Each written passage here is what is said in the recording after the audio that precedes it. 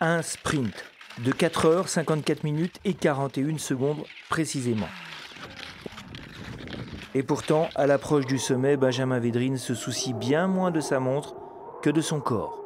Son cœur, ses jambes, ce sont eux qui lui donnent le vrai tempo. Et ce record possible n'a pour lui d'intérêt que dans la mesure de ses horloges intérieures. Comment va-t-il à chaque seconde? Voilà son obsession. Car ses marqueurs sont mis à rudes épreuves.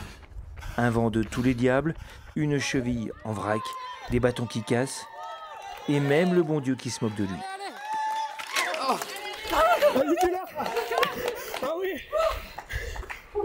J'étais porté par la foule à la fin, tu vois, il y avait tout le monde sur la rue piétonne, il y avait tous les amis qui étaient ici, et j'étais un peu présomptueux. Mais la dernière marche m'a ramené une forme d'humilité, ça c'est ça, évident. M'a fait perdre 2 secondes peut-être. 41 combien? 41. Il améliore le record de Kilian Jornet de 3 minutes. 3 minutes. Quelle dérision quand on évolue comme lui au milieu de sommets millénaires, mais seul Benjamin décide de ce qui lui importe, n'est-ce pas? Cette année, j'avais besoin de me prouver que je valais ça, voilà. Et grâce à ce record, finalement, j'ai réussi à avoir une référence de mon niveau dans un ensemble qui existe déjà. Alors que sur le K2, c'est pas évident finalement de se comparer.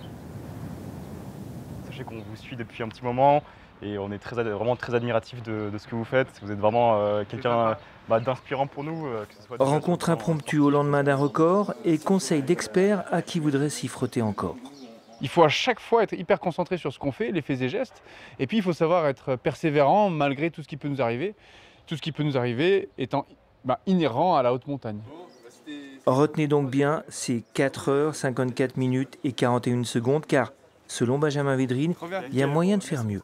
Merci à vous, bonne continuation, bon cheminement en montagne.